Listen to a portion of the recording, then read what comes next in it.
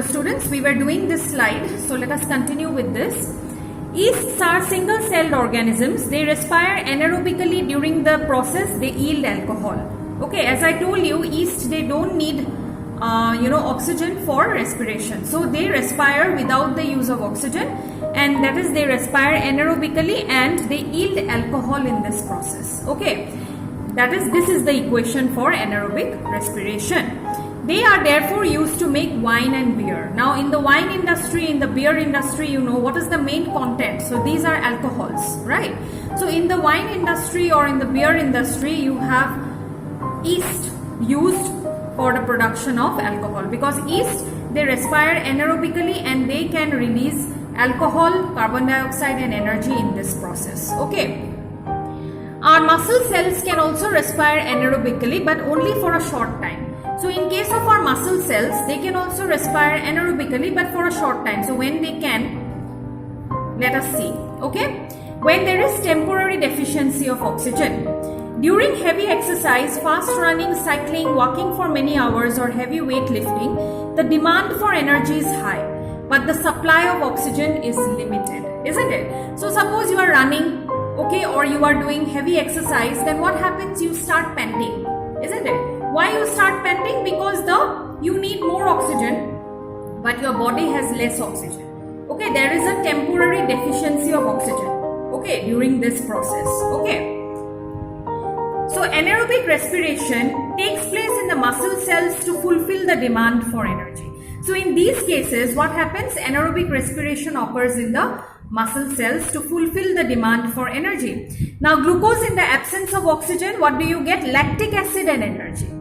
Okay, so when there is no oxygen at all in your body, okay, this happens only after heavy exercise or weightlifting or running, okay. Then what happens? When there is no oxygen, how will respiration occur? It will occur producing lactic acid and energy, okay, in the absence of oxygen, right? Now, have you ever wondered why you get muscle cramps after a heavy exercise? The cramps occur when muscle cells respire anaerobically. So, often what happens when you do heavy exercise, you go to the gym or you do heavy weightlifting, you have found that there is pain in certain areas of your body, pain in your muscles. That is called muscle cramp, okay. So, these muscle cramps, when do they occur? They basically occur when you do heavy exercise. Why? Because when you are doing heavy exercise, there is temporary deficiency of oxygen in your body. So during that time, this equation occurs, that is glucose in the absence of oxygen, you get lactic acid. So in your body there is lots and lots of lactic acid during that process, okay. So the accumulation of lactic acid causes muscle cramps. So when there is accumulation, or when there is, you can say, lots and lots of lactic acid getting accumulated in your body, then you have those muscle cramps. That is why whenever you do heavy weightlifting or heavy exercise, sometimes you get pain in certain areas of your body, right? So we get relief from cramps after a hot water bath or a massage, okay? So whenever you have cramps in your body, either you have a hot water bath or you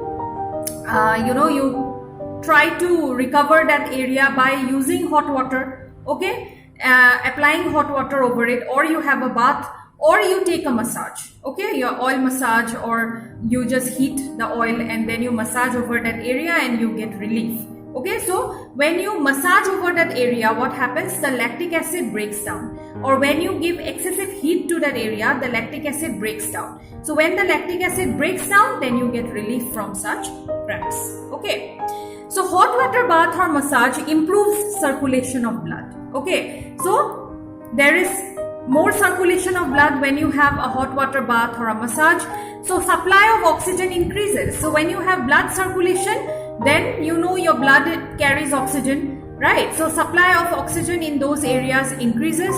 The increase in the supply of oxygen results in the complete breakdown of lactic acid. So lactic acid breaks down into carbon dioxide and water, okay.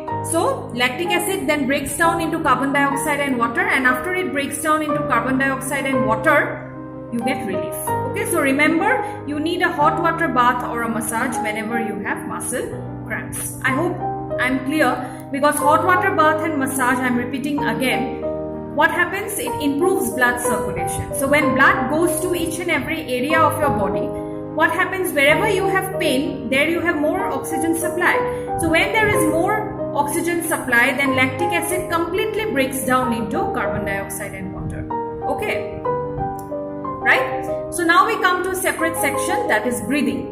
Breathing means taking in air rich in oxygen and giving out air rich in carbon dioxide with the help of respiratory organs. So basically, all of us, we breathe through our nose, isn't it? So what is breathing normally? It is taking in oxygen and giving out carbon dioxide. So the taking in of air rich in oxygen into the body is called inhalation, and giving out of air rich in carbon dioxide is known as exhalation, isn't it? So what is inhalation? Inhalation means when you take in air inside your body, and exhalation means when you give out air from your body. So basically, we take in oxygen and we give out carbon dioxide. It is a continuous process which goes on all the time throughout the life of an organism. So you cannot even imagine that you are not breathing. Okay, it is something which is occurring 24 hours, okay, in the life of an organism, and it happens unknowingly. We never realize that we are actually breathing, but yes, of course we are breathing, okay, 24 hours, because it is needed for our survival, right? So the number of times a person breathes in a minute is termed as breathing rate. Very, very important. Questions can come. What is breathing rate? It is the number of times a person breathes in a minute. In 60 seconds, how many times a normal person breathes? That is called breathing rate. During breathing, inhalation and exhalation takes place alternately. That means once you are inhaling, next second you are exhaling, again next second you are inhaling, again you are exhaling. So it occurs alternately. Okay, it never occurs together. First there will be inhalation, then exhalation, again inhalation, again exhalation. Okay. Now what is a breath? A breath means one inhalation plus one exhalation. Very, very important. Okay. Breathing rate is the number of breaths that you take in a minute. Okay. What is one breath? A breath is one inhalation plus one exhalation. Okay. On an average, very important, an adult human being at rest breathes in and out 15 to 18 times in a minute.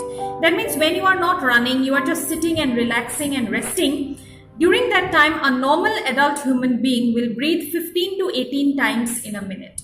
During heavy exercise, the breathing rate can increase up to 25 times per minute because there is deficiency of oxygen in your body, as I told you earlier. So after a heavy exercise, what will happen? The breathing rate will increase to 25 times in a minute.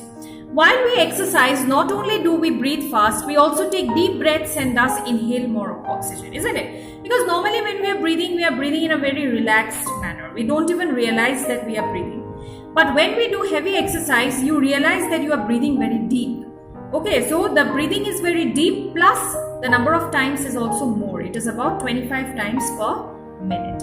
So whenever a person needs extra energy, he or she should breathe faster. Okay, whenever you find that your energy levels are decreasing, you have to breathe faster and you have to breathe deep. Okay, as a result, more oxygen is supplied to our cells. Sometimes when we are very tired, isn't it? When we want to relax, we take deep breaths. Okay, so why we take deep breaths? Because when we take deep breaths, more oxygen goes inside our cells, and when more oxygen goes inside our cells, we get more energy. Okay, it speeds up the breakdown of food and we get more energy, isn't it? More oxygen means more breakdown of food, and more breakdown of food means more energy is released. Okay, so we'll continue with the explanation in the next slides. Thank you.